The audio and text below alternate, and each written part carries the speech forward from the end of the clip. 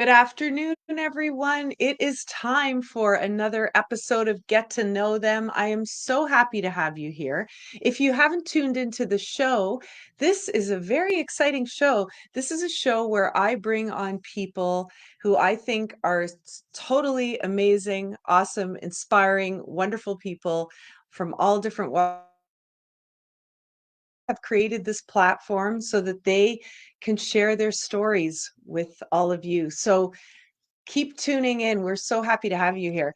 I have a very special guest today, but before I introduce my guest, I wanted to introduce our sponsors to you.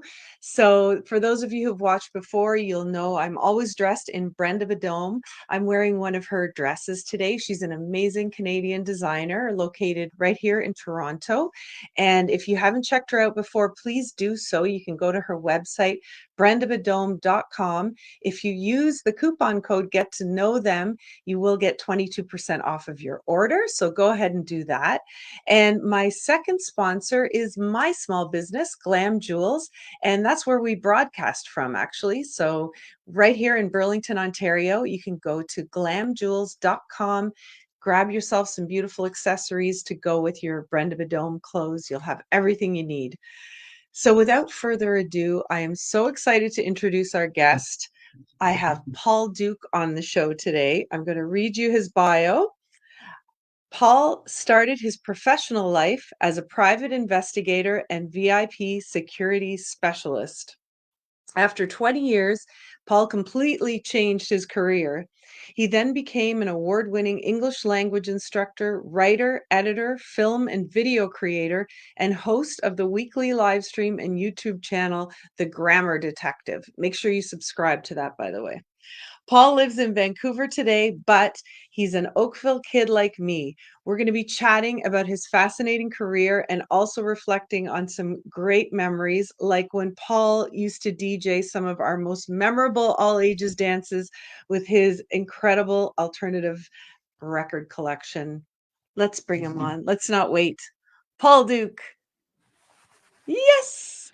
Hi, Monica. Paul, I'm so happy you're here. This is so cool. Like, I'm happy. you know why it's so cool for me? Because I'm the grade 9 who now finally gets to talk to the grade 13 guy I was too shy to talk to back in 1980. When was that? 3. Yeah. Yeah. Well, I'm thrilled to be here. As I mentioned earlier, Yeah. Monica, I really like what you're doing. And I first saw your interview with Steve Eggers, another mutual friend of Yeah. ours, and I was really struck by what you're doing. And I've been doing live streaming of my own. So I thought, wow, I'm just so impressed to see anybody I know doing things like this. It's great. Oh, that's So thank you for fantastic. having me. Oh, I'm so glad. I think it's something in the water in Oakville, you know. It's funny, like even booking guests for the show, and I go through all the people that we grew up with, it's like, oh my God, this person's doing this. And it's fascinating, you know, what It is everybody's, pretty cool. yeah, yeah, it's great. So Paul, I wanted to ask you, were you born in Oakville? Like, did I you, was originally, no, I grew up there, but I was born in North yeah. Bay, Ontario. Um, Ah, Yeah, I think we lived there for okay. maybe less than a year before moving back to the Toronto Oakville area. Okay. Yeah, I Great. went So to you're an Gladys Spears Ontario Public kid. School. Yeah, Did you really? I went Oh, to Gladys Gladys Spears. Spears. Yeah, yeah, I know Yeah, that school. It's still there.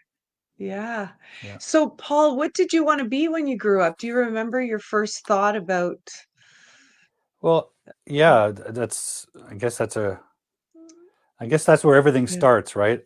When I was Yes. little, I really, even when I was a teenager, I really didn't think about being in terms of a career, but Hmm.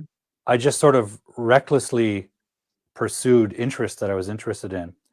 Um, I used to spend a lot of time in libraries. I think my mother would drop me off at the library in lieu of a babysitter, and I would just spend the afternoon at the library on Rebecca, I think. Yeah, Woodside Library. Yeah, and I would just live there. Yeah. And so in the library, I would find books about all these things I was interested in, and I would just spend hours and hours reading. The librarian actually knew me and would let me go under the basement to the archives and dig out stuff that they didn't even have on the stacks. But what I was really interested in at a young age was performing arts. I was fascinated by puppetry. I was fascinated by stage magic. Um, I was an avid reader, so I was fascinated by literature. Above everything, and sort of a combination of everything, I was really amazingly devout to film, to cinema. And even at a young age, I knew from reading in library, I knew all about film. I knew the history of film. I knew how it worked technically. I knew how special effects were done. And I would do, school projects about film and about how movies were made. And somewhere around the time when I was um, maybe 8 or 9, my parents got a Super 8 film camera, which I quickly commandeered and started making my own films with. And I never thought about making a career out of that because it was something I was just doing constantly. But I also sort of got the feeling that nobody in Oakville did this. There was no career path to follow. I didn't have any sort of guidance towards how you get to a career like that. I never imagined it could be done. And I also had this belief from wherever I got it that film and music and all those things only happen to special people in faraway places like Right. Hollywood. I'm so And glad you so, brought that up. It's so yeah, true. That was so out of touch for us back yeah, then. truly. Yeah, it wasn't in the scope of reality at all. And I didn't know No. anybody. I was a pretty introverted kid, so I didn't know anybody else that had these interests. So I felt very alone. And I know sort of when this dream died was one summer. I had this. I used to subscribe to these magazines about film and monster movies and fantasy films, and I sent away. I created an ad in one of them that was advertising for an international film animation society that I just sort of created in my head. And that summer, and I had sort of a membership drive, like join the club. And that summer, I got tens of thousands of letters sent to my family's home. Tens of thousands, tons. Every What? day, the mailman would bring a stack of letters. Some people were sending money. Some people were sending me their films they had made. They all thought it was a legitimate animation special effects club. I was just a 10-year-old kid fantasizing about it. I was kind of trying to reach out into the world and see were there other people that were like me.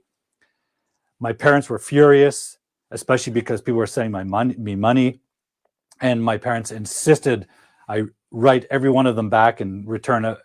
So the whole thing caused a big scandal in my family, in my home. So I quickly got the impression that all this stuff was bad, and it was time to grow up and become a teenager.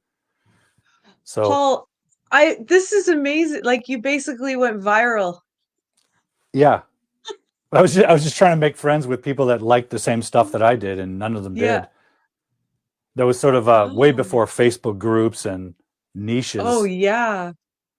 Yeah. So That's fascinating.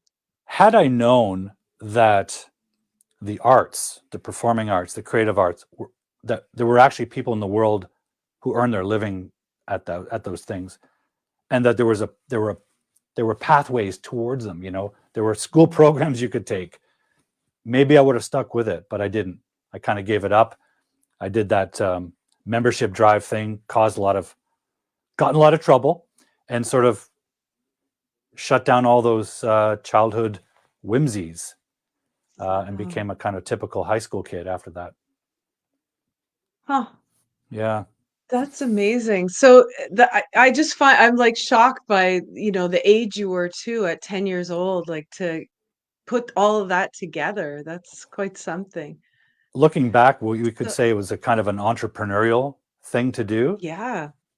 Of course, my parents didn't look at it that way. They look at it as like, Yeah. you're basically a fraud, Paul. What are you doing? You're trying to steal people's Yeah. money. It's like, no, I'm not. I'm just want friends who like the same things as I do. Yeah. So it was a tough Wow. situation, but uh, Yeah. those were my early interests for sure. Yeah. Wow, that's so great. So, moving into high school then, Hmm. you went to Queen Elizabeth, right? Yeah, Queen Elizabeth Yeah. Park. Yeah. And how was that for you? Did you start there in grade seven? Like I did, yeah, the, grade 7. yeah, yeah. Okay. Um, yeah, Yeah. Queen Elizabeth Park. So I know there, I'm even thinking then, like, the subjects that they had, even the electives, like there was nothing, maybe there was a camera club or something, maybe. there was I like don't an know if they AV even had club, that. Yeah, audiovisual club, but but those guys seem to be more like into the wires of things rather than the creative output. okay. Yeah. QEP did have a theater club, and they had a nice theater in the round stage, like a Shakespearean style. Yes. Um, but by the time I got into high school, uh, I'd really kind of left behind those things, and um, I was being encouraged by my family to become more social, make friends, and I got involved with sports because I was able to. Right, I was Hmm. growing. I became kind of a big person, and found that I didn't realize it when I was young, but I was actually becoming pretty athletic. And playing team sports, I made friends, and I got some sort of acceptance through those activities. So I kind of fed off that, but that Hmm. definitely took me away from my real childhood interests for sure. Right. And being you've described yourself as more of an introverted kid. Did you feel like as an introvert, did you feel like, oh, there's something wrong with me or I can't, I like did you feel like a real outsider or were you Yeah, actually happy to retreat back to yourself? Like were you kind of making the friends for the sake of what everybody wanted to see you do, but yeah, then when you retreated, that was more joyful, or how was absolutely. that? You know, Yeah. I think still to this day, even though there's more, we know more about the psychology of these things and the child development information we have, but we definitely still live in a society where extroversion is the celebrated norm to which we should aspire. Um, Yet some of the great people that we admire are introverts. You know, a rock star Mhm. rocking out on stage seems extroverted, but to become a rock star, they were probably introverted kids who spent all their time mastering their instrument alone in their bedroom. So, yeah, I definitely felt like I was supposed to become more extroverted. I was supposed to become more social. And I tried, but it never really fit. Even though I was pretty successful in high school sports to the point where I was actually captain of my basketball team, um, it always felt strange to me. I always felt like an outsider in that realm. Um, and I guess around that time, it's almost like I couldn't leave arts behind. And I met a mutual friend of ours named Aaron Nielsen, who was Mhm. a musician, and he had just arrived to QEP, and like me, he was also an athlete. He was in the track and field on the track and field team, and but there was something quirky about him, and we hit it off, and um, realized we had a shared passion for music and the arts and design and fashion and all these sort of things. And through his friendship, I kind of reconnected with that sort of those interests I had as a child but had left behind. We started tinkering around making music together. Yeah. So yeah, high school was That's so strange for me. yes, and I love talking about high school, and I especially love talking to you about it, and because it's hard to explain what we went through to somebody else, even people who are 2 years younger than me. I can't explain what it was like to be in high school in 1983. I think at that point, Aaron had already come over to Blakelock, um, Hmm. and you stayed at QE. But Yeah, I don't want to jump ahead to other things, sure. yeah, but once you had sort of had that friendship with Aaron, then you started working with the band, correct? That's That right. came, yeah, okay. Yeah, Yeah. and then the next thing was DJing for you, right? Yeah. After that? Through Aaron, I met his Yeah, friend Steve Eggers. And they yeah. had a band together. I was not a musical person at all. I loved music, but I wasn't a musician. But they invited me to contribute with them, and as a performer, I would do simple bass lines. And um, Aaron and I had begun playing around with the new technology and production equipment. I was really quite interested in that, and through that, through my interest in music as a listener, I collected records. Once I became old enough and had a part-time job, we would go into the city, into Toronto, and go to the record stores and do that whole record store treasure hunting thing, which was incredibly compelling. Um, and because I was sort of introverted and felt sort of like an outsider or a person apart from the norm, it was very comfortable for me to seek unusual things, unusual music. I was very comfortable being different. I was very comfortable being uh, a man apart, so to speak. And all of my interests, that the weirder the better. That's how I looked at it. Yes. And and I didn't want to follow trends. I didn't want to belong to a team. I didn't want to belong to a clique.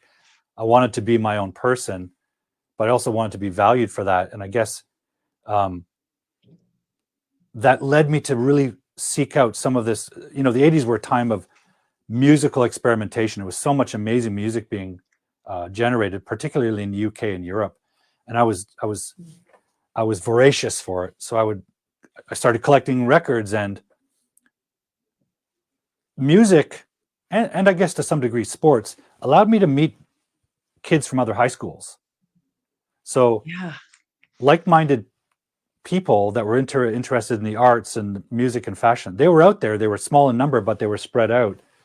And through parties and dances and clubs, we would meet these people from all around the region.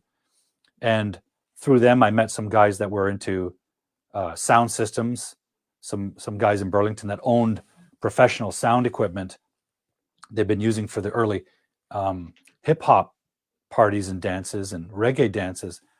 And they saw the writing on the wall that sort of this new European music was going to be hot. So they taught me how to use the equipment of DJing. So DJing became an interest. I still would never have imagined that that could be a job or a profession, but I just Right. did it because it was fun and I could do it, and it Yeah. allowed me to be different. I guess I was always motivated by wanting to be different because I felt different. So I guess I Yeah. wanted to take advantage of my difference rather than Right. sulking in the corner saying, "Oh, I'm different and no one likes me." I didn't want to fit in. Yeah. Okay. I love that because this whole thing in my mind about those years and how like things were so magical and Yeah. mysterious, and you were to me a person who was magical and mysterious. Like, I know we joke about it, but there's no way I would have gone up to you and said, "Oh, hi, Paul, my name's Monica and I'm friends with Aaron and Steve, nice to meet you." I just wanted to like stand back. I think Steve introduced me to you once, and Yeah. just watch the what was going on. And that was like it sounds crazy today, but it was such a thing in the 80s. Like I was saying to Yeah. you in the sound check, you guys were almost like an extension of what was going on in the music scene at that time. And to me and to a lot of my friends, you got it was like these guys are going to be the next, Japan or Duran Duran or Scritti Politti, Yep. like whatever was sort of, you were guiding us through that. So to me, you were on the same level as all of those bands, you know what I mean? And I love that. Like I love those memories that I still have of that time. And yeah, it's pretty special. Like, I think if you trace back oh, to all the bands that became successful that we adore, their beginnings were very similar to ours, right? mhm, Tinkering around in the garage or the basement and getting to the point where you actually produce something and get it pressed and maybe get it heard.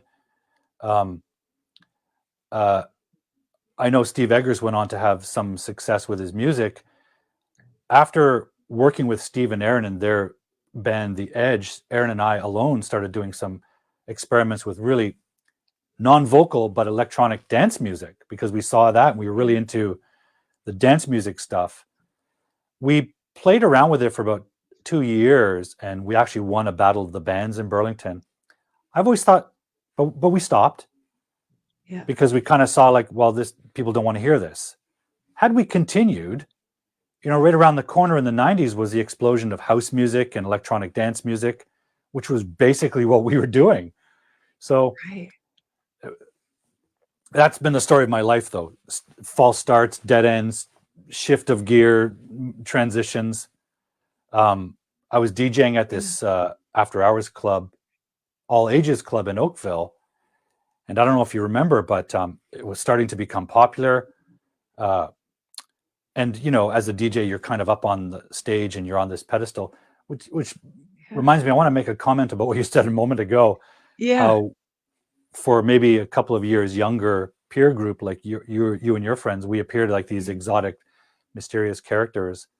I always struggle with that because, as I mentioned to you before, my nature, my personality really is I'm kind of reserved, kind of introverted, and tend to be kind of aloof. And my whole life, including even now, a lot of people interpret that. And also, I'm pretty tall, and I look a certain way. People have often interpret that as sort of standoffishness or Right. obnoxiousness, like I don't want to get to know anybody. And it's not that that's not the case. The sort of mystery or smokescreen around me is really my own awkwardness and insecurity. So people like you, your friend group, I would have been Yeah. terrified of you guys back then. I might not have looked Really? like that. Yeah. Might have appeared like I think I'm Joe Cool or something. I was just Yeah. terrified of people. So it's Wow. funny how we look back on things and how we are perceived by others. Yeah. But Can you tell the story of Oakville Place, please? Because this is, yeah, I so mean, I love this. Oakville Place was like North Oakville, kind of. Well, I grew up in Bronte, which was the working class side of Oakville, the industrial Yeah. workers who worked in Hamilton and stuff. But Oakville Place was kind of the shishy, glamorous mall in the north of Oakville. So periodically we'd go there and hang out and um, shop for clothes or whatever. Not that we bought anything, but I do recall being there with Aaron one time, and then some younger girls from Purdue High School across town Mhm. recognized us from our performance with Steve's group, The Edge, at the Blakelock Battle events, and they started chasing us around like it was Beatlemania. And I remember talking with Aaron about like is this what's happening? It seemed like for us it seemed surreal, and of course it was so small scale. But Yeah. that's how all those popular groups. That's what they experience at their beginnings, right? If you can generate that kind of interest in a small fan group, you can scale it. Whatever it is that we were doing, it could have been scaled. Hmm. So it was kind of terrifying. It was kind of fun because, wow, we have fans, but it was also Yeah. really weird. It's a really weird feeling. Um, but I guess I also liked it because I liked, like I said, from childhood, I love the performing arts. I love creating something and giving it to the audience in whatever form it took. Right. Um, Speaking of that, by the way, our friend yeah. Maria Basic has just commented that she still has some of your mixtapes and that Wow. you were tapping into new sounds from Montreal. That's Yeah. pretty cool. Yeah. Yeah. Yeah. It's funny, after I'd love to hear those. yeah, well, I'm skipping ahead, but after I left Yeah. Oakville and moved into downtown Toronto, I really lost track of all my old friends, and that was before the internet. Somewhere Mhm. around 2000, um, I wanted to get back in touch with people like Aaron Nielsen and Steve Eggers, but I didn't know where to start looking. I had no contact, and they had gone on to live their lives. But somehow I connected with Maria, and Oh, nice.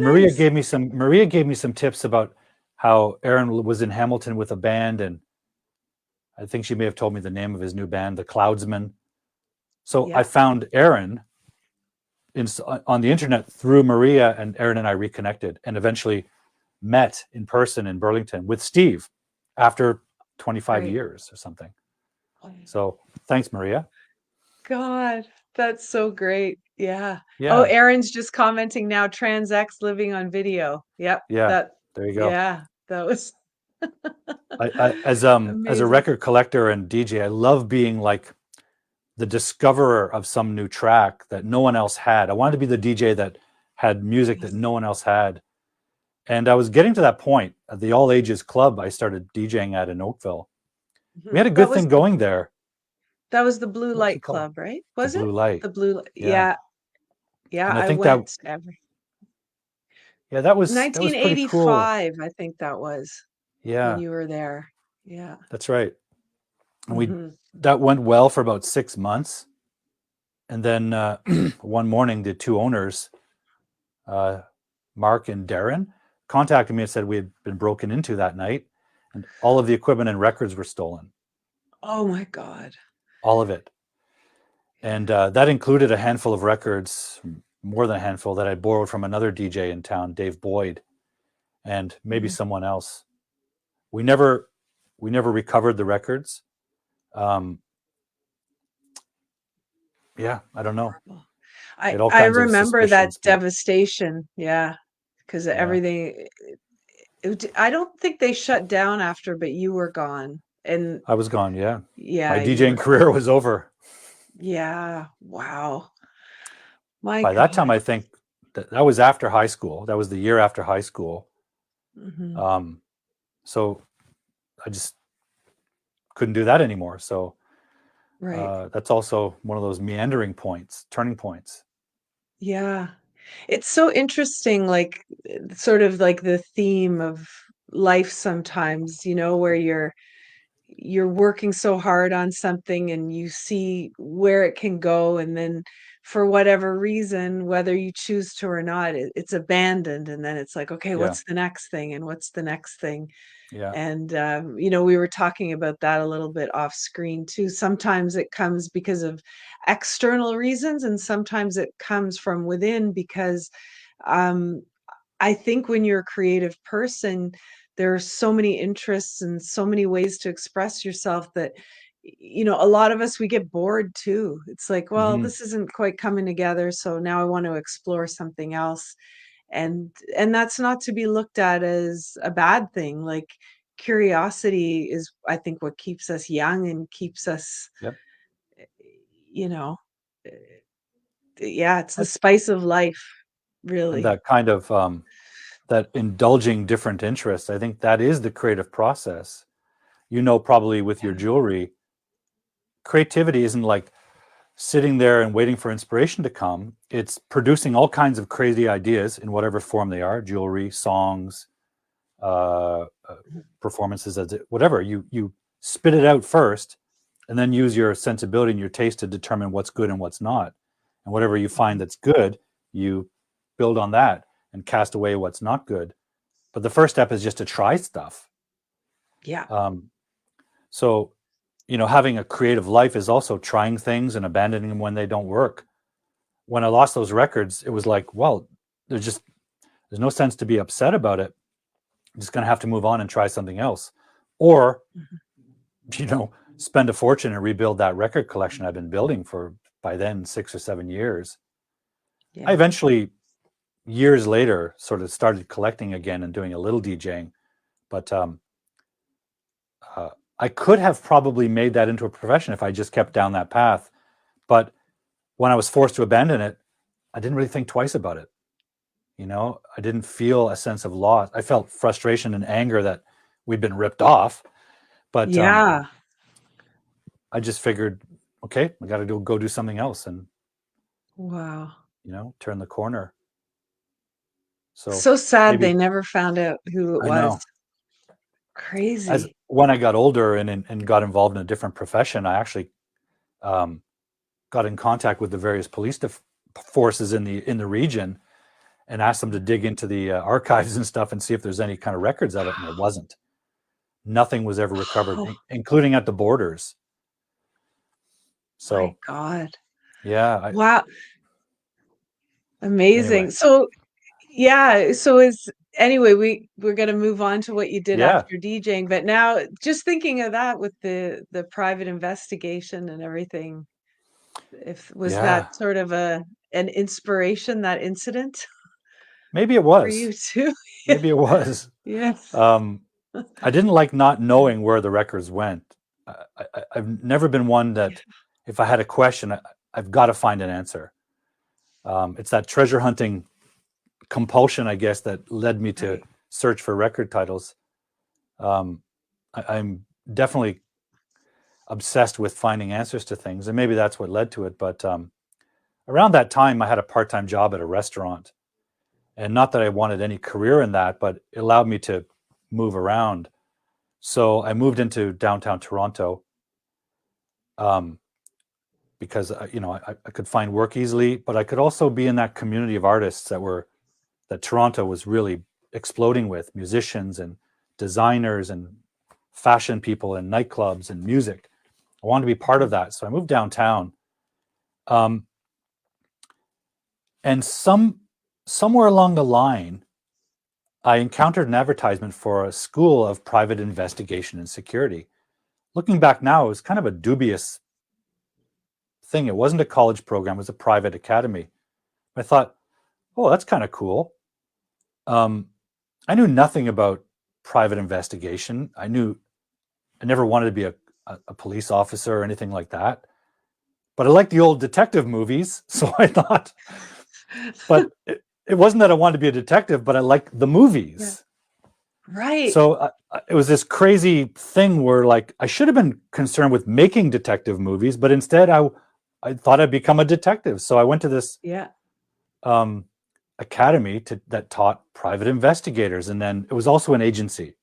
So it was their school for recruiting new workers, and so I did it. It was like a summer program, and I got a job right away with the agency and started doing that work and apprenticed into it. A lot of it's just on the job training, um, and I built a career out of that. And My before I God. knew it, I was a working professional, licensed private investigator, and I felt sort of like with that profession, I was a grown up. I wore a suit, Mm. I had a legitimate job, a good salary. I was one of those people in the city who looked respectable. And I suppose that silenced those voices in my head that said all the crazy stuff I was into in the past. I shouldn't be into film. I shouldn't be into music. I shouldn't be into fashion. I shouldn't think about DJing. I should get a real job. This felt like a real job, even though it was a pretty weird job. Um, Yeah. but it was interesting. Um, What were and I some of definitely your had the temper for. experiences there? Yeah. Well, Well, yeah, I did a lot of surveillance stuff because this was the 80s. And according to the divorce laws at the time, if you wanted a divorce, you still had to prove infidelity and things like that. yeah.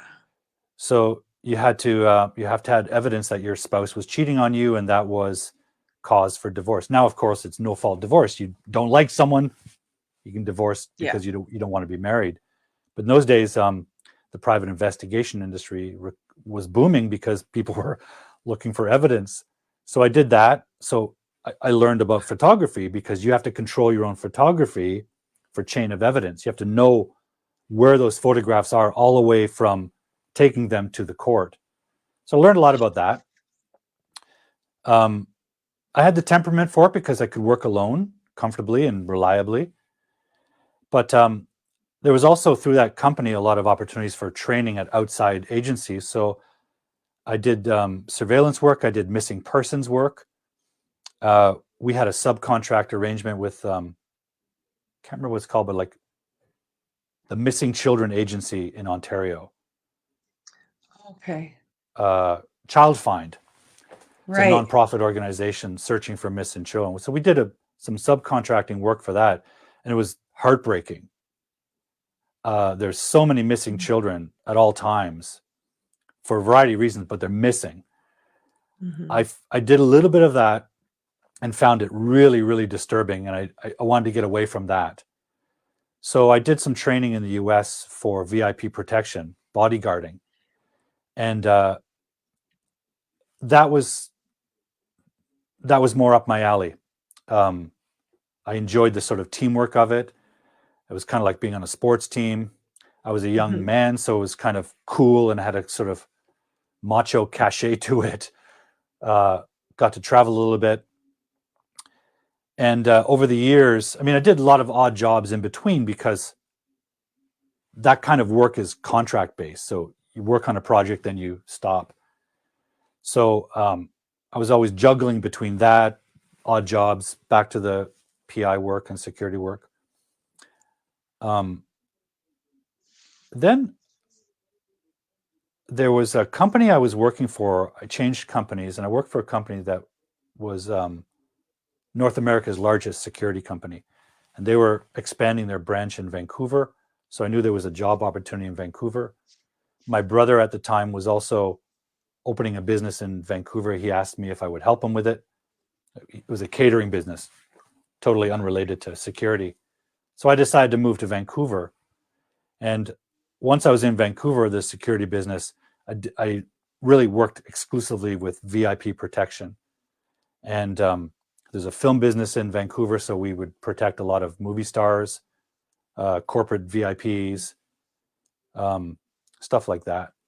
Yeah, Yeah, that's amazing. Did you meet any movie stars where you were yeah, yeah? Yeah. yeah. Anybody stand out in particular? Well, we did work with Jean-Claude Van Damme. He was a star at the time. Yeah. Eddie Murphy. We protected him and his family for a while. Uh, there's a lot. Some of whom Wow.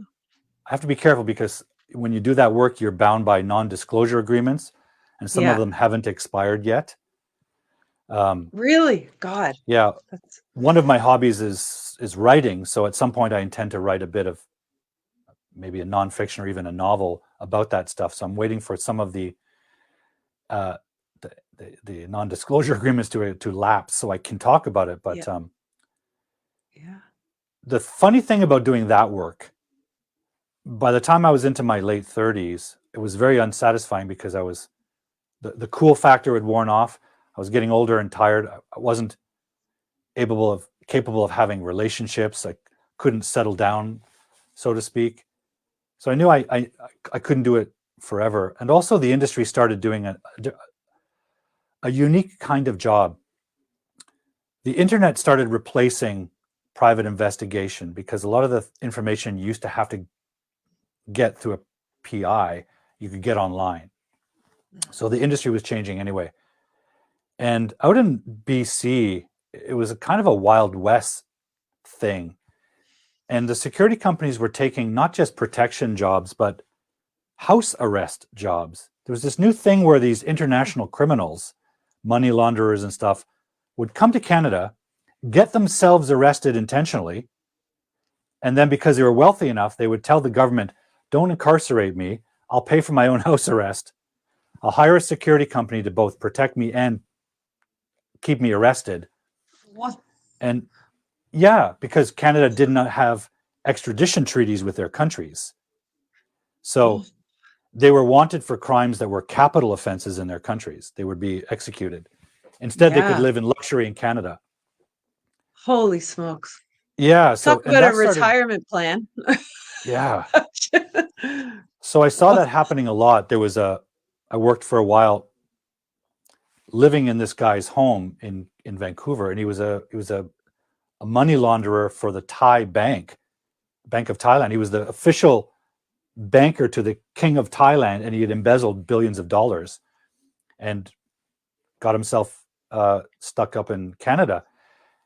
Another couple that we protected were convicted human traffickers from China. All of this really soured me on the business. I thought it was getting dirty and a bit sleazy, so Yeah. I had to get out of it anyway. So Wow. that was my transition from DJing and music in Toronto and fashion to Oh, um, God, I feel so bad. Whoever stole those records, if you're watching, I hate you. This is so crazy. it's so crazy. Yeah. Oh my God. But wow, what a fascinating. I love now your marketing as the grammar detective. And, Isn't that funny? now you're indulging in the original love, which was the old movies, right? Yeah. Yeah, yeah. You're So I guess creating that. that was the next transition, knowing that I wanted to leave the security business, Hmm. not knowing what to do. Um, I had no idea. But what happened is I was out for dinner one night at a Japanese restaurant, and I was dining alone, and I was seated at the dining bar. Oh yeah, And yeah. did I ever tell you this story? No, I don't think I No, have. no, but I can visualize like this. Was it like the sushi bar kind of? Yeah, kind of. Were you? It wasn't Yeah, yeah. exclusively a sushi restaurant, but the same setup. Okay. Yeah. You're sitting in front of the kitchen. So I ordered a beer. The beer came, and I was looking at the menu, and the woman sitting beside me reached over and took the beer and started drinking it. And Oh, I turned in surprise. I mean, I'm not put off by it, but I was surprised. And there's a young Japanese lady beside me drinking my beer.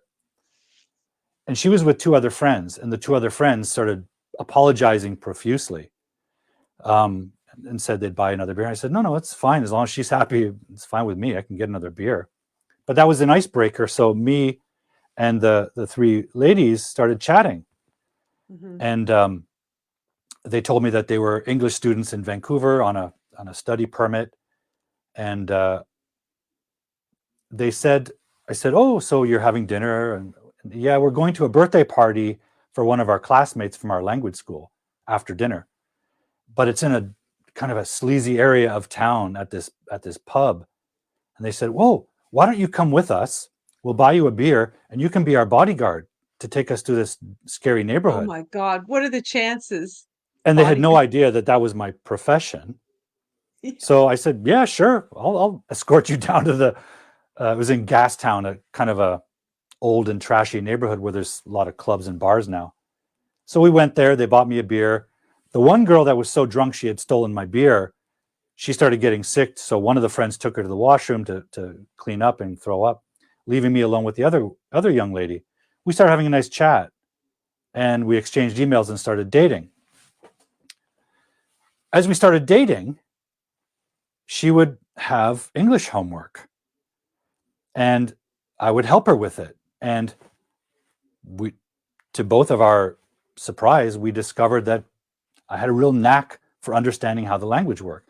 Shouldn't be a surprise. English, the language, was always my best class when I was a kid. And I'd always loved reading, and I'd always read, even when I was in the security business, always reading, thinking, oh yeah, one day I'll write a novel. But that got me thinking. And as we started continuing to date and decided to stay together and make a go of it, we had to decide whether to live together in Canada or Japan. Well, if I went to Japan, there's no need for security. It's a safe country. So what could I do there? And she said, you could be an English teacher. Oh my God. So I thought, yeah, that would be cool. Spend your day talking about language. Yeah, I'm in. How do I do that? So I started talking to language schools. How do I become an English teacher? Well, you need to go to university and get a degree. I don't have that. So got to take care of that. And you need to go to a English teaching program and get a certificate and then get a job. So I did that. My wife, she's now my wife. Yeah. She immigrated to Canada. I sponsored her immigration, and then went to university at the age of 39 or 40. Got a degree, studied English language teaching and linguistics. And um, I also went, when I was in university, I wanted to also indulge my other passions like cinema and literature and go back to those interests. I Hmm. felt if I'm going to leave the security business behind, I'm going to go back to where I started because I needed to reconnect with those real things. I got involved with, I got a job teaching English, but I also stayed connected with the independent film uh, business here. I volunteered on some independent films, thinking that I could put all these pieces together. And then, after a few years of successfully teaching English at a language school, I started making videos with my students. And that lit me up because here I was finally able to put all the pieces together. Long story short, I ended up creating a video series called English Weirdness, which was basically like a little detective story where students get involved with a miscommunication and they come to me to solve the puzzle. And so I developed this persona as the grammar detective, and built my YouTube channel and live stream around this concept. So English instruction, filmmaking, writing stories, and playfully making fun of my past as an investigator all in one. It's kind of weird how that happens. And Yeah. music. Music is a big feature in all my videos. Right. It's perfect. Long story short, I hear- meeting my wife completely changed my life. Life wife. Yeah. Freudian slip. Yeah. Yeah. Your wife, is she creative as well, or is she opposite to you? Like, She's very opposite. yeah, yeah, She's very yeah. stable, very mature, very rational. Um, Hmm. she's an operating room nurse, so Wow. very steely nerved. Yeah. However, in the last couple of years, she's really got interested in learning to play the guitar. So there is a creative musical side to her that she sort of abandoned in pursuit of her career. But Yeah. we are very different. I get to be the Gosh. unhinged artist type with Yeah. her stability. Well, I'm sure for her that must be quite enjoyable too, because it's for her, it's like a place to escape to with you as well and all your interests, and it's nice to have that opposite. Mm-hmm. She gets to explore a different world, right? Yeah, With you. Yeah. yeah. God, I think we're a that's good so good great. balance. Yeah. Yeah.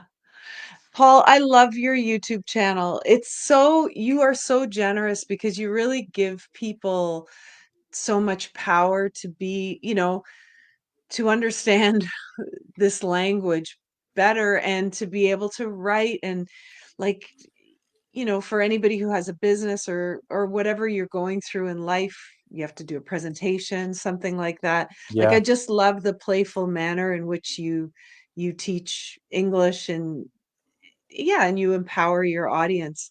So Thank you. that happened. You started that channel during, like, when the pandemic started, correct?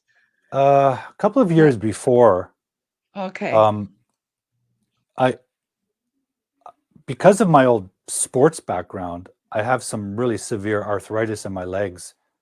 And when I was teaching at the language school, first of all, I had to commute to the city and then, stand up in a classroom. It was really starting to wear on me. And I thought, well, as I'm getting older, maybe I can't continue this. So what else can I do? I thought, well, with all the new technology, I could start a tutoring business and teach online from home before the pandemic. So I started Mhm. doing that. And I thought, well, how do I get students? I have to advertise on things like Craigslist. So I thought it'd be useful if I had a video example of my teaching. So potential clients could have a look at what I do, who I am. So no surprises, they could choose to hire me or not. So I asked one of my students in my class, a boy from Mexico, because I knew he had a camera. I knew he was an aspiring filmmaker. I said, hey, will you stay after class with me today and just shoot a quick lesson on the board? I need a video example. And he said, yeah, sure.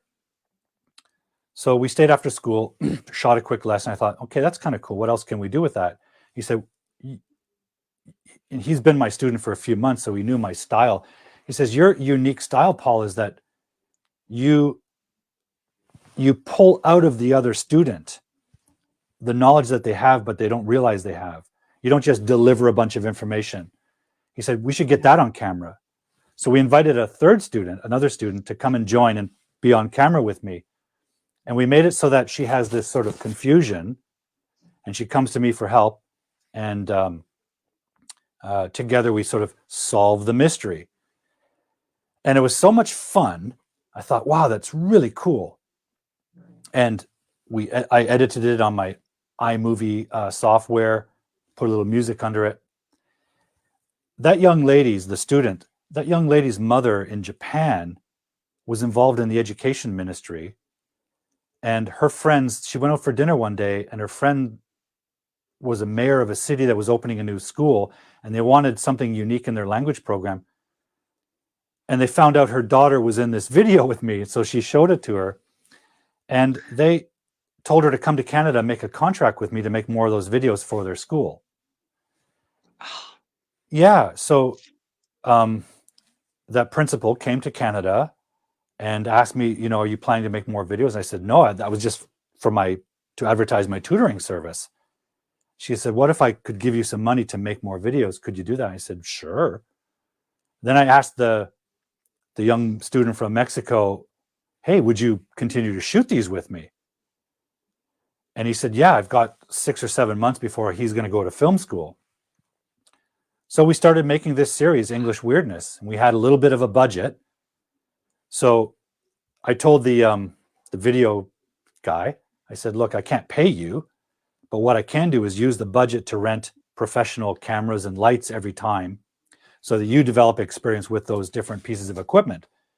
And that'll help you get a better result in your film school. So we collaborated and I started writing this series with a clear format. Like there's a mystery, dramatized, a little story where yeah. communication goes wrong. The students get into some kind of problem. They come to me for some help to solve this problem.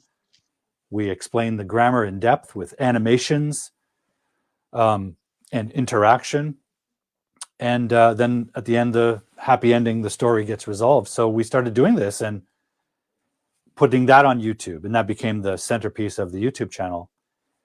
The pandemic forced me to move out of the classroom to a full-time online tutoring and coaching business, but I was heading that way anyway, so it was a blessing in Yeah. disguise. And I also started live streaming a live version of that, which I called Hard Boiled English Live, every Friday night, and started connecting with all these people around the world in the most. God. Live streaming is incredible because live you see these people, and I always ask them what country they're watching from, and they're watching Mhm. from, you name it, Nepal, Libya, Morocco, Brazil, um, Wow. Vietnam. It's very humbling. God. So are you live streaming on YouTube or are you doing it on Facebook mostly? Well, For both. you? I use an app Yeah. called similar to Okay. StreamYard, but it's called Restream. And Restream Okay. allows you more platforms to stream to. So I stream to Facebook, my Facebook profile, my page, to 3 different Facebook groups, YouTube, to my channel live, to Yeah. LinkedIn, Twitter, Twitch, the gaming platform, um, something called Africa TV, which is another gaming platform. So I stream simultaneously to all those places. Wow. Most people watch on Facebook and YouTube, Okay. but That's great. I that's need a been really lesson fun. from you. This is so, Sure, yeah, yeah. Yeah. It's so fascinating. I always think, um, I've thought about that too. And then, it's all of this, it's not misinformation, but it's just figuring out like where should I be? And yeah, people have said, well, don't stream on Instagram and Facebook if you want to be, like a YouTuber, then you should just yeah, focus on YouTube. But I don't necessarily agree with that. I think yeah, you just got to catch people where they are, right? But yeah. And I you have a do. channel. Yeah, for sure. Yeah, And that what we were talking about before as well, like monetizing. This is the tough thing for any creative is when yeah, when you're creative, you find a way to figure out how to put that out into the world. So, I'm not a YouTuber, but I figured out how to do it. I'm yeah, pretty okay with my lighting, whatever. I've done what I needed to do. But then like you were saying before, Paul, offline, like there are expenses around this, right? Like we need yeah, equipment, we need webcams, we need lights, we need all these things. And we just want to put free content out to make the world a better place. But then you're sort of like, okay, but now how do I at least get those expenses yeah. paid for? But I loved what you were talking about, like click here to buy me a coffee or, just like something Something. fun because it's not about 20 bucks every time you watch a video like this. It's about 200 people Right. donating $1 or whatever. It's so hard to It's figure out how to challenging. do this, yeah, without sounding like you're asking for something. I don't know, or you I know what you begging mean. or yeah, it's very, I I'm very find that uncomfortable hard. asking people to support it. Yeah. And because of the internet, people have come to expect things for free, free videos, free information. They don't realize Hmm. it's not free for the creator. There's always costs in it. Musicians have to buy equipment. They have expenses too. And of course, time is money. It takes time to Yeah. produce content. Well, that's time you're not spent doing your other job. Um, for me, it's a real struggle because I have to teach my students all day online, one to one, to make my money. And then all the video making and live streaming is just pure hobby at this point. But Hmm. I've got to have the energy for it too. And I'm getting a little older. So Yeah. you have to budget all these things. In my case, it's been a big challenge because a lot of my free content is consumed by people in developing countries for Yes. whom it's way too much money to hire me as a private tutor. It's way too much money to pay for a subscription to a channel. So I want to deliver free content to those people, right? I want to, as an English instructor, I want to help them succeed in their lives and professions and opportunities by developing better English. Hmm. The challenge is they don't have the money to support what I do. So Hmm. that's been a real challenge. Like in the case of all those sort of gurus and marketing folks you see online, most of them are making their millions because they're selling products to the same language group, right? They're Hmm. Americans selling marketing secrets to Americans or something. So there's money there. Right. In my case, money has been very hard to come by because my audience is limited in their economics. Um, so, I mean, I'm not YouTubing to become famous and rich. It Hmm. would be nice at some point to get some monetization just to cover the expenses because it is money that's going out.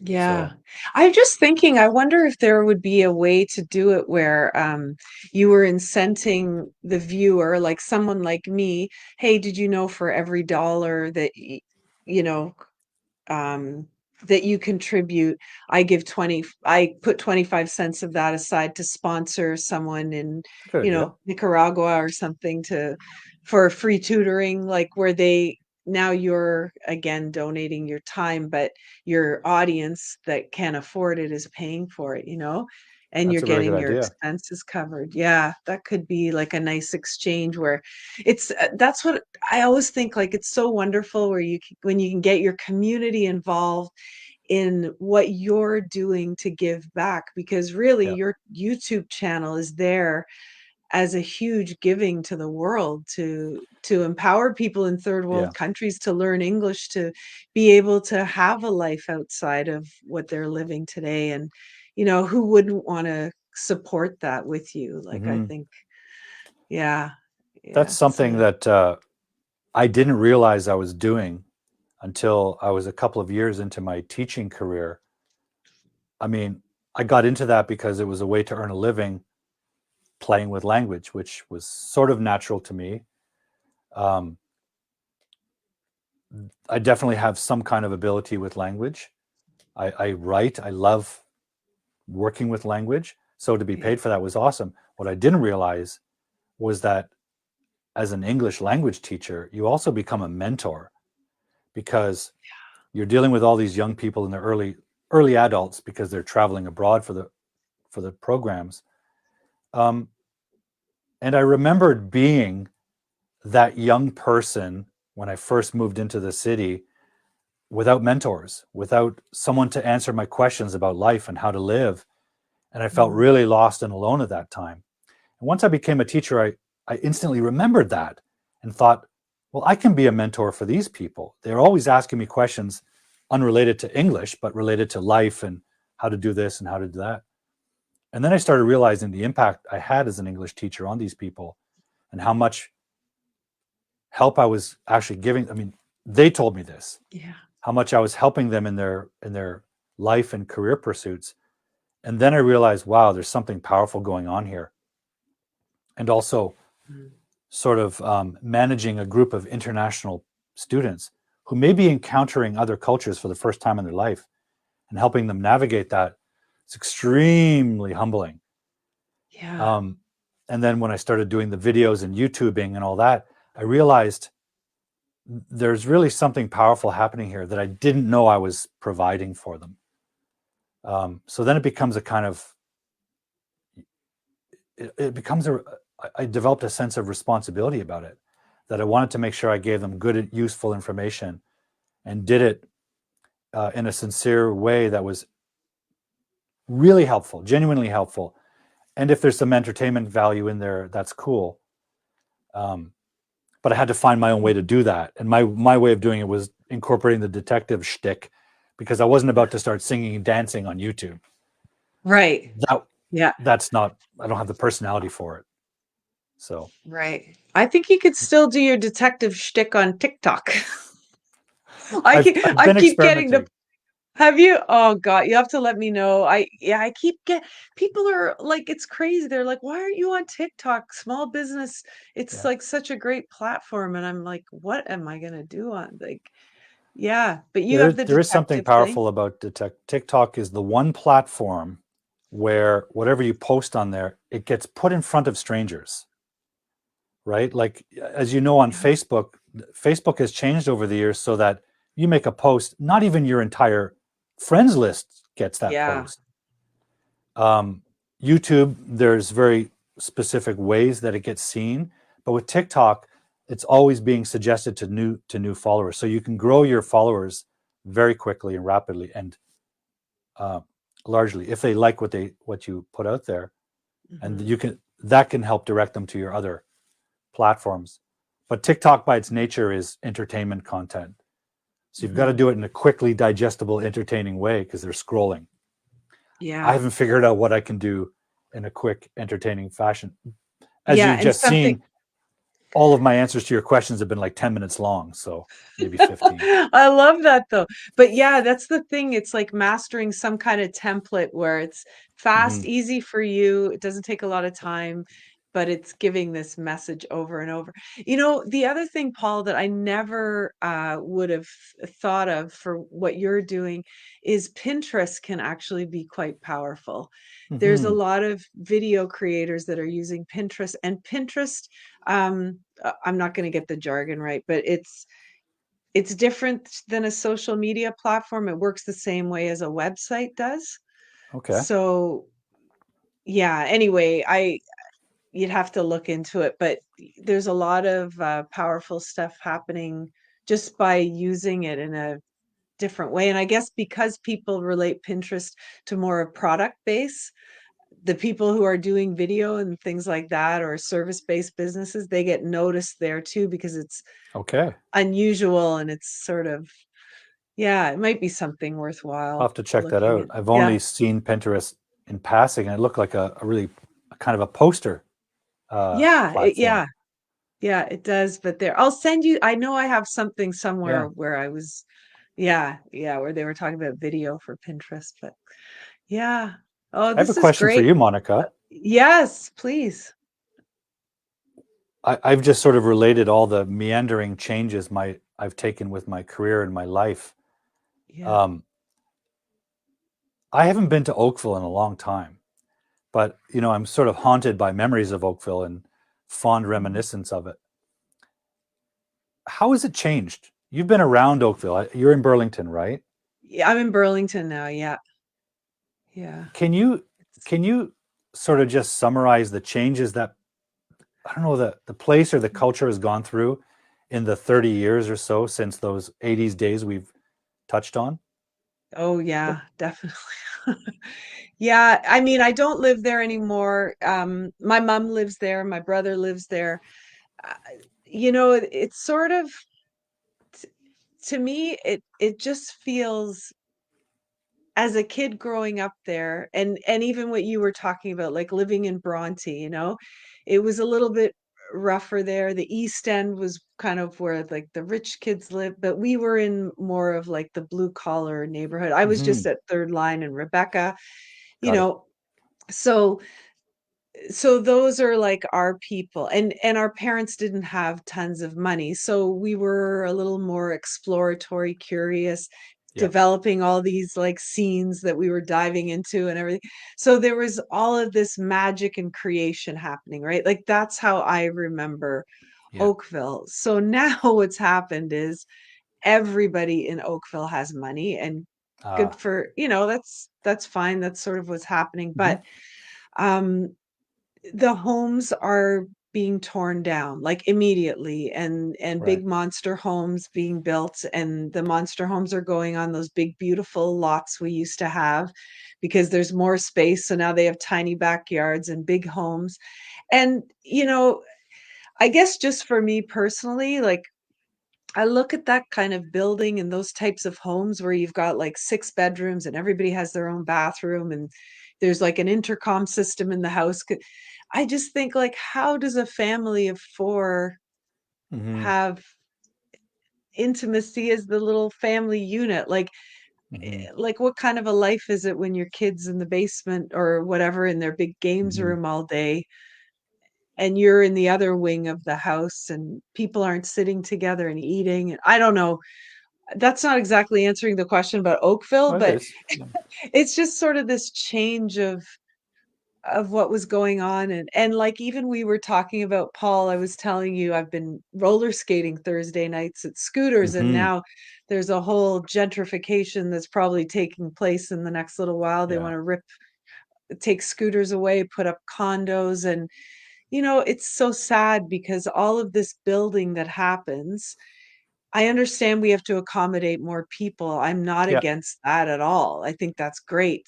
Um, but why not leave the magic, and Yeah. why not leave those smaller homes and make, do like what happens in Europe where they actually treasure that, um those buildings, and it's part of our memories. Like, next time you come to visit, I'd be happy to take you for a tour. You'll just Yeah. be like, what the heck? This is not what I remember, and whenever, it's funny because even growing up and wanting things like, one day I'm going to have a house and I'm going to buy a car and I'm going to buy and the more stuff that we accumulate and we get, the more I'm like I'll go for a walk with Steve and I'm like, let's go to Bronny, like, let's go walk by the old yacht club because those stairs are still there and it's rusting away, and those are the things that are joyful. Yeah. It's not the new, to me anyway, it's not all the It's new got some fancy soul, right? shiny. Yeah, yeah, it's the soul, exactly. That's what's kind of I missing, I wonder. guess. I wonder too, Mhm. because where I live, it's very much that. It's Vancouver is really a playground for the wealthy. Yeah. It makes me, and what's lost is the creativity. I think children who grow up with wealth, aspire to that kind of lifestyle in their future. So they'll probably incline towards business or law or something that they know will make money. It's the If you look around the world, the explosive creative scenes always happen in sort of lower middle class socioeconomic places like the UK, London of the 80s when there was real financial economic hardship, or our little Oakville where we weren't rich, we were comfortable, we had school, we had homes, we had food, but you know, we had to create our own entertainment. So there Mhm. was an explosion of creativity in the 80s in Oakville. And I think part of it was because we were from modest economic situations. Um, so I think maybe places like Oakville no longer can be those kind of creative places that produce those kind of scenes that probably happen in Mhm. other towns now. It seems to Yeah. me Oakville's probably a place where people who work downtown Toronto live, like Yes. East Oakville used to be. Mhm. Um, yeah, I don't know. It Yeah, sounds kind of that's right. sad. It is, and it actually, this is reminding me of, when I was in my 20s. I remember, really I'd love to go to Yorkville because it was Right. like so glamorous, and my mom and dad would say, "Oh yeah, I remember Yorkville when all it was a bunch of hippies." And Bunch of it's the hippies. same kind of thing. Like, that was not the you know the rich area of Toronto by any means, like in the 50s and 60s.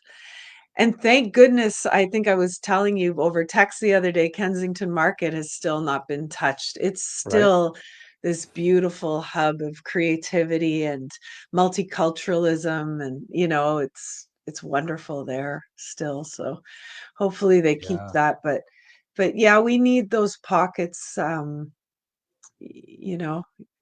When Yeah. I moved to Vancouver, there was a thriving music scene here. A lot of bands, lots of clubs and venues where they could play. And that's because in the early 90s, Vancouver was not a shishi glamorous city. It was a post-industrial city. It was built on the forestry industry, the shipping. So it was kind of, Mm. it was very working class.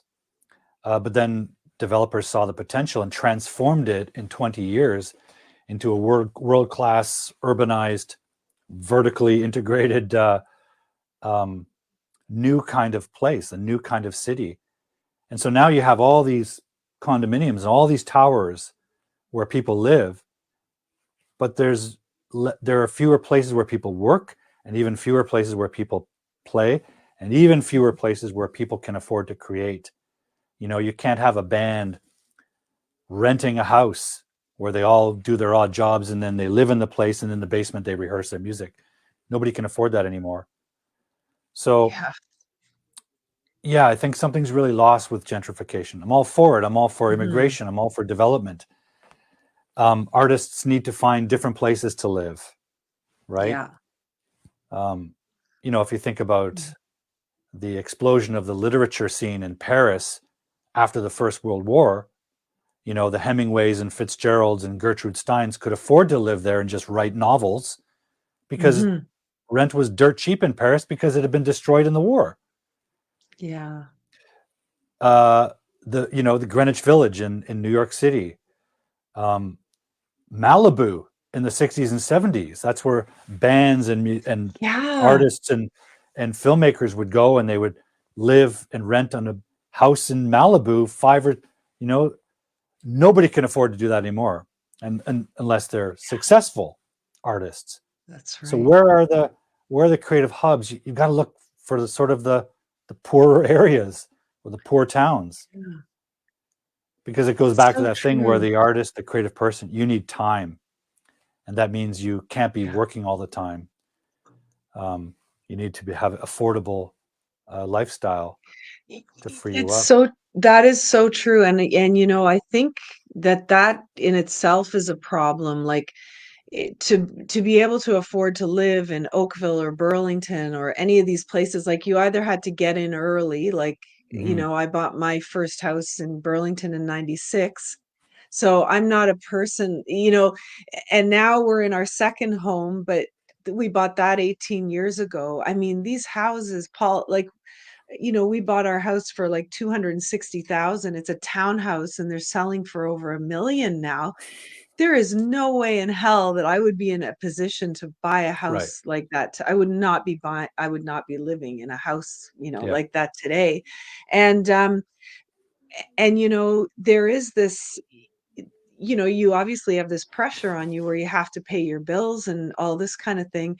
And so when you choose to be in sort of a creative career, you do need that time to sit and Yeah. think and have the ideas flow. But then you also have this pressure of, well, if I'm going to live in this city, like, I got to hustle, I got to make money. So Yeah. there's all this like hustle culture, like, come on, we can make more, we Hmm. can do more, where people, the true magic comes from sitting with your thoughts, Yeah. being the introvert, going back inside and looking at those things, which a lot of people do not have time to do because they got to Yeah. pay their. It is sad. And Me. even our mindset about investing in real estate. Like I remember my dad saying to me, "Don't go west. Like, never go to Hamilton. You always want to go towards Toronto. That's where the money is." But in the meantime, I'm like, okay, I can't afford Toronto, right? Hmm. Um and now I think, like, what am I doing living in Burlington? Like, why don't I just say, you know what? I'm gonna go somewhere else where the cost of living is lower. Yeah. I have time to be creative. And yeah, maybe that's what we should all do. Let's recreate Oakville circa Yeah. 1981 to Yeah, I don't Canada's know what a the answer is.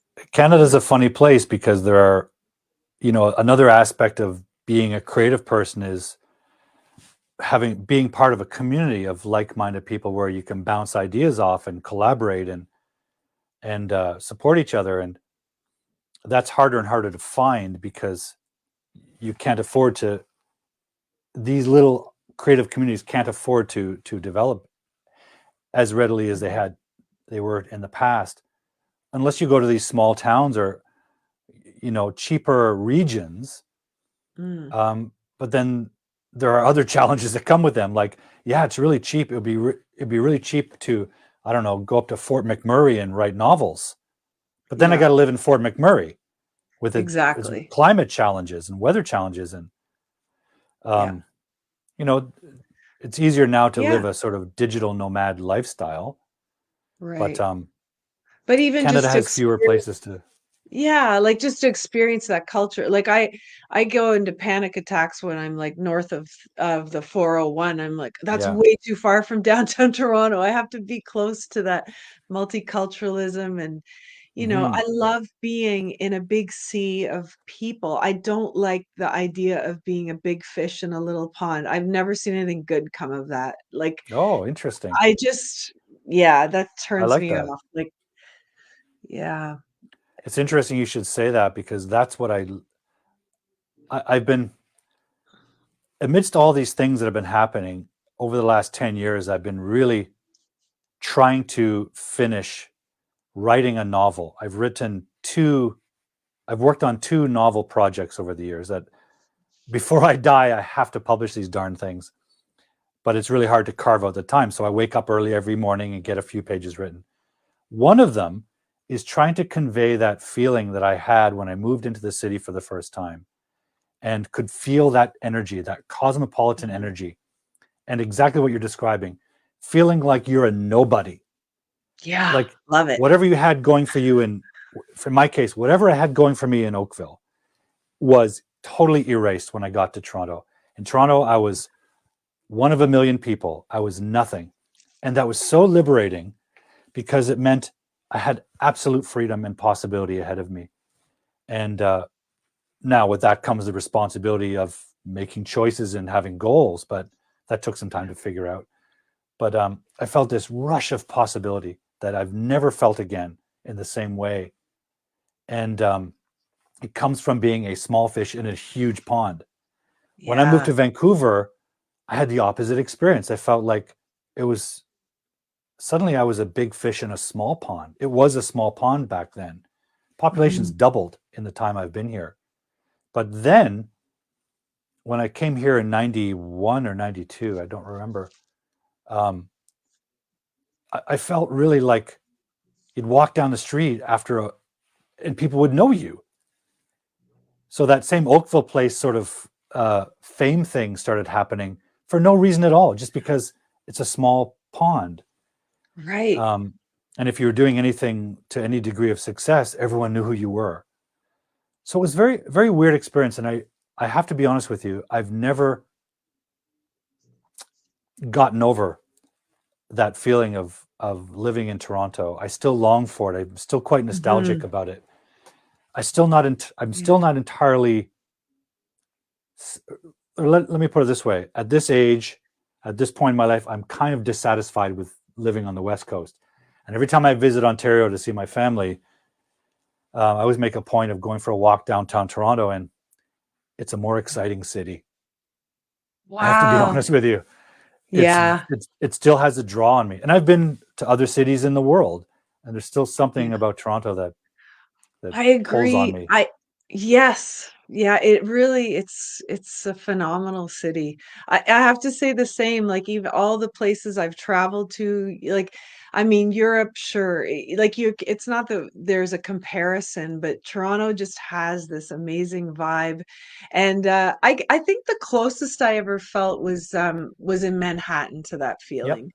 Like that was a place where I was like, "Oh my God, if I was 20 years old, I'd be signing up to live here for a year just to experience this." I've You spent know, yeah. a totally. I've spent a lot of time in Yeah. Japan, and even did some school there. And definitely in Japan, the cities are so highly populated and so dense. You are definitely nobody there. On the other hand, when I visit there, I'm taller than everyone.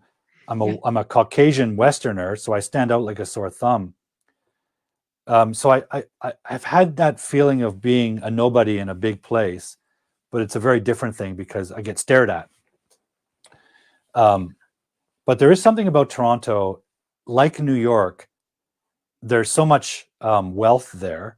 There's so much success, but there's also a kind of chic squalor, right? There's trashy old buildings turned into clubs. There's that the whole loft thing. This sort of you get the impression people are making it up as they go along. Yes, Even totally. even at the higher levels of society, there's a creative Mhm. energy there. Um, in contrast, Vancouver, when you go to Vancouver, all you see is glossy, gleaming steel and glass condos everywhere, and it just looks Mm. like a movie set. It's losing its lived-in feeling, you know. Yeah, yeah. Toronto still has that. Even like for me, when I'm sourcing materials for my jewelry, like I'll go to these places and they'll be like old, like dusty boxes. Like you're sure that these findings have been around since World War II or something, you know, and just like rifling through this stuff. That's And then awesome. the owners like, here, check this out. And like you just get that feeling of that this art form has not changed since, you know, maybe 1910 or 1920s, I don't know, you know, whenever these pieces or You're components were part of first that. being made. Yeah, yeah, it's You're like part you of just that feel, history. yeah, it's a beautiful lineage, right? Like, Yeah, yeah, yeah, it's you're really a cool. you're a modern day treasure hunter, but you're part of a lineage of people who have done similar things in that place, right? Yeah, Maybe in the yes, future, people will be rifling through objects that you've created. yeah, could That's kind be. of that's kind of a cool I idea, know. I think. Yeah, I have seen my pieces at Value Village, believe it or not. Wow. That's that's pretty freaky because, you know, obviously people here, they're cleaning out their closets. They're, you know, wore that necklace for 15 years now onto something else. But that always makes me laugh. Like, my husband and I love to do like thrifting and stuff. And it's like, oh my God. Or even when we moved from where we lived before in Burlington, when we were looking at homes, we'd go into the bedroom and the woman would have pieces of my jewelry like in her closet. And it's like, wow, Wow. that's so neat. Yeah, because over the span of 20 years, I mean, it's thousands of pieces, right, that are out there. So it's kind of Doesn't cool, you yeah, know, doesn't when that you move think you? about who we touch. Yeah, Yeah. yeah, and same for you. Like it's like all of this who we touch and how we connect with people and how people think of us, you know, when we're just here doing our thing and we're not necessarily thinking about them, but they're having this constant contact with us in some way.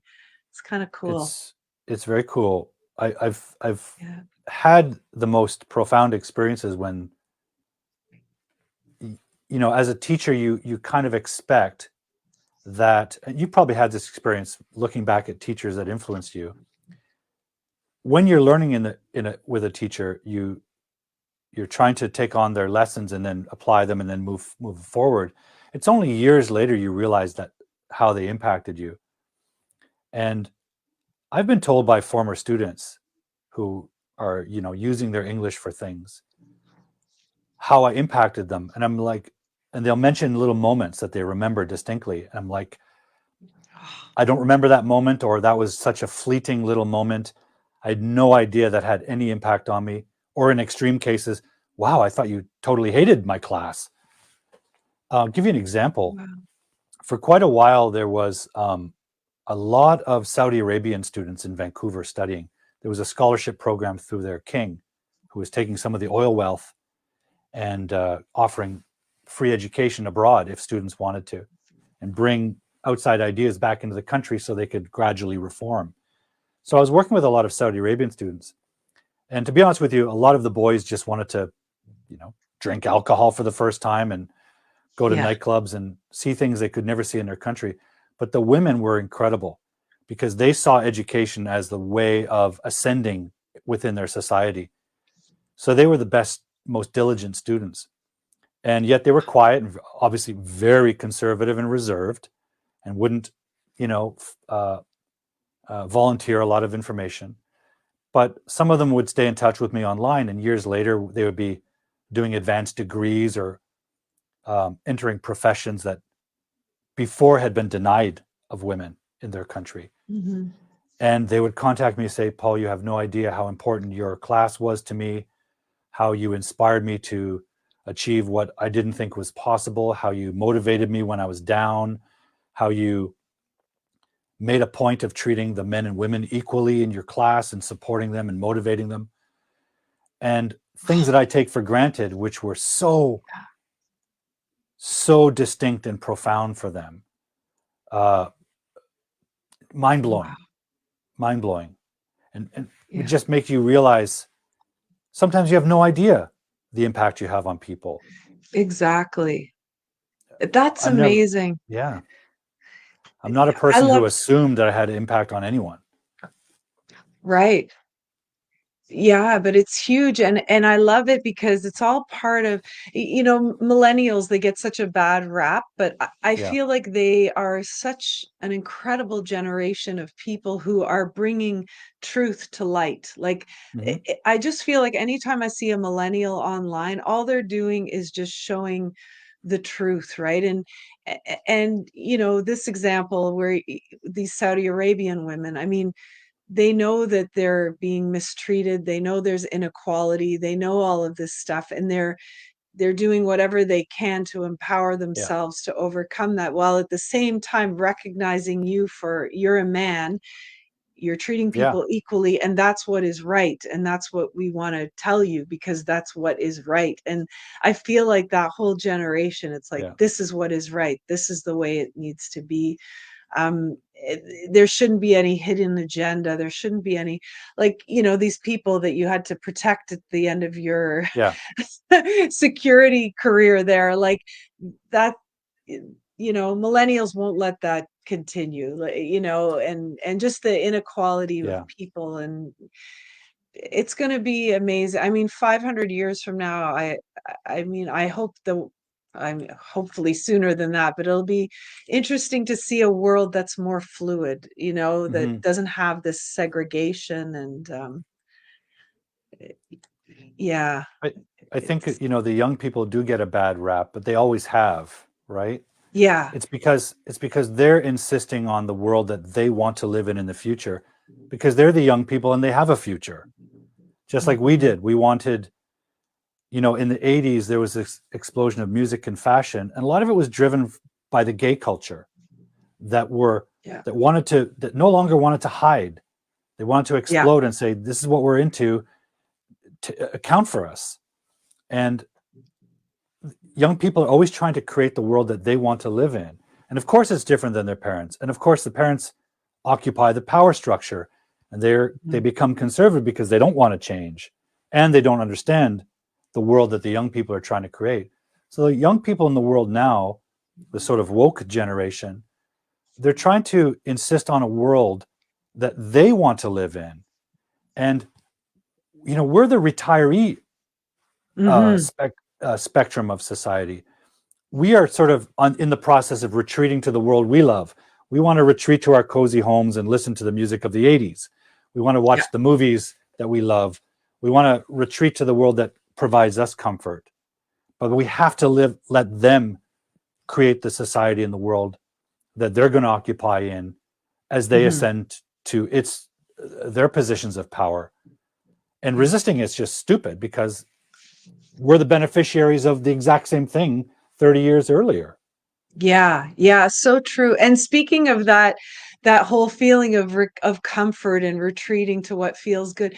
Like sometimes I think of all of the things that I did in my career and moving along where I was extremely uncomfortable. And I did Yeah. things because number one, my parents said that was what you were supposed to do. Number two, I was a people pleaser. I was an extrovert. I didn't take the time to really think about what I wanted. And if I did think about that, I would feel, nah, that's a lot to ask for. Like this kind of worthiness thing came over me, Right. right? So a lot of my choices, I would say, were not exactly what I wanted, but no regrets. It got me to where I am now. But I will say this with these like this is one thing I've noticed with the millennials. I could walk up to a millennial and say, now, if I was in your position, I would do this, this, and this to ride that success line up, up, up. This is what you need to do. And they would say, no, that doesn't really work for me. That doesn't feel good. And I'm like, you can Mm, feel good later. Like, what are you talking about? Feel good. You got to get uncomfortable and hammer that, and they're like, nope, not doing that. And mm, when I first kind of saw that, because I take a lot of students in my work, like when this would be going back like 15 years ago when they were kids and they were doing that, I'm like, what a disrespectful little brat. But no, they were just so in tune to, this feels good, this doesn't feel good, I'm going to follow my gut, I'm going to go with yeah. what feels good, which is such a great way to live. Like, it's Hmm. taken me 50 years to figure that crap out, right? And that's how they're doing it. And I don't know what their messaging was from their parents or Yeah. how they arrived at this wisdom at such a young age, but yeah, it's interesting to watch. They seem to have internalized the logic of, pursue your dreams at any cost. And, I Yeah. believe that, right? I believe that the best path in life is to stick with what you love most. I didn't do this, by the way, but stick with what you Right. love most, do the hell out of it, because then you'll Yeah. get good at it the more Yeah. you do it. If you're good at it, you'll find a way to make money at it because someone will pay you for your skill. Hmm. Um, I I unfortunately suffer from this propensity to be a contrarian. If everyone's lining up to see this movie, I'm going to line Yeah. up. I'm going to go into that movie and be alone in the theater. So unfortunately, that drive has driven a lot of my behavior. Where if I was told to do this, I would do this, even at risk or cost to myself. I just wasn't going to Ah, do that, even if that was a good idea. And I suppose that also led me away from positive opportunities. It certainly got me into some trouble sometimes because I would make decisions and end up at a dead end of sorts. And I really didn't pursue what I loved most when I was young. I don't want to say I should have, but life would have been very different if I just stayed with what I love most, making films. I did that as a kid. hmm. Like like the people that are now making the movies we adore, the James Camerons, the George Lucases, they all Yeah. started in the same kind of as the same kind of kid I did. But for whatever reason, I didn't believe in my dreams. I got distracted. I'm a contrarian, so if I get a little bit of success as a 10-year-old, I say, well, I don't want to do that tomorrow. I'm going to do something else. It's like this Yeah. weird oscillation between do this and then do that, then do this and just keep zigzagging. I don't Yeah. regret it. It's part of my nature. But I think with the millennials, they've really internalized this idea that you follow your instinct, your gut, you stay with what feels good, you stay with your passions, Hmm. and it'll work out. I certainly agree with that. I certainly believe that because Hmm. it's taken my whole meandering life for me to realize, oh, I came right back to where I started. Yes, it's so crazy. But maybe we're like that, Paul, because like we said at the beginning of our chat, we didn't have access to things. Yeah, There was nothing there for us. Like, yeah, that's the difference. They have the access, so they yeah. know, well, if that's, there's several paths. So if I just That's do true. what feels good, that path will present itself. Whereas for us, we're like, holy crap, like, yeah, You can me Google and something film, if an you have a Oakville kid. question now. Like, Yeah, yeah, let's say you want to be an opera singer, you grew up in Oakville, an opera singer. Who do you even ask yeah. in Oakville? Where, how do I be an opera? Now you can Google how to become an opera singer. Boom, there's your Yes, path. There's that's the right. school you need to go to. There's how much it Yeah. costs. So that has definitely changed. And I think Hmm. it probably facilitates that sort of commitment to their passion Yeah, because it's easier to find the pathway to yeah. um, to do that, to professionalize whatever your passion is. There's a way to do it. I also think we've had examples now in history that we can turn to. For example, I often tell students who are, maybe oscillating between what their parents want for them and what their real dreams are. And I'll say, we have examples now like Steve Jobs or Bill Gates, whose parents told them there's no money in computers, go to school. Mm, That's because at the time there was no money in computers. There wasn't, the future hadn't arrived yet. These guys were seeing it, but they stuck to it. They defied their parents and yeah. created the world we have now. Or, Michael Jordan, his parents said, Mm, there's no money in basketball. You better do something else. Because at the time there wasn't, but he saw the future and changed basketball to become $1 billion industry where there is money now. So we have examples where people stuck to their dreams and found success. So we can say that it is true. mhm. Um, and countless rock stars and artists who Yeah. have stuck to their pathway. So I think probably there's a generation now that benefits from, say, the struggles of our generation, because many of Yeah. us weren't able to stick with our feelings and our passions, and we had to do what we had to do to make money, Mhm. and then maybe felt some dissatisfaction or found our way back to things after a long time. If someone asks me, that's exactly what I tell them. I said, follow your gut, follow your instinct. If your parents want you to be an accountant, but you want to be an opera singer, incline to the opera singer. You'll figure out a way Yeah. to make money at it. Yeah. Don't take the long way around like us, eh, Paul? Yeah, just stay on the path. Yeah, for Um, sure. I Yeah, don't that's recommend great. the zigzag path. It can be pretty frustrating and Yeah. discouraging and confusing, but that's Yeah. certainly been my path. So Yeah, I can't look love back it. with regret. Yeah. No, no, it's so great. It's so I love hearing the whole story and how it all, comes back to the beginning in some ways. Yeah. That's great. Paul, Yeah. I love talking to you. You're my longest interview officially. Like Oh, I could really? talk to you. Yes, I could keep going like all afternoon. So good. We should end it at some point. Yeah. Yeah. Well, I was gonna say maybe we'll have to do a part two, deep I'm dive into the totally, Gen yeah, X. Yeah, that awesome. would be great. Yeah. Thank you so Great. much for coming Thank you, on and Monica. sharing everything with us. It was so great. And for sharing the live broadcast, because I could see people coming on and off that are probably your followers. And so I Great. appreciate all the shares and yeah, My pleasure. amazing. I'm going to put you in the virtual back room Okay. and I'll be Thanks, right back with Monica. you. Thank you, Paul. Okay. Bye. Thank you guys so much for tuning in. Oh my gosh, I really enjoyed that conversation, as you can tell.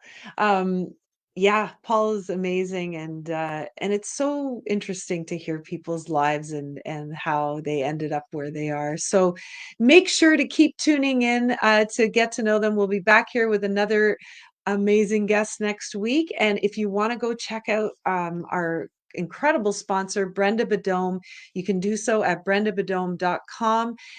Use the coupon code Get to Know Them for 22% off your order. Don't forget to go to glamjewels.com and get yourself some coordinating jewels. And I will see you back here next week. If you're watching on YouTube, hit the subscribe button. And thank you so much for being part of this community. I will see you next time. Thank you, and keep on showing the world your sparkle. Bye for now.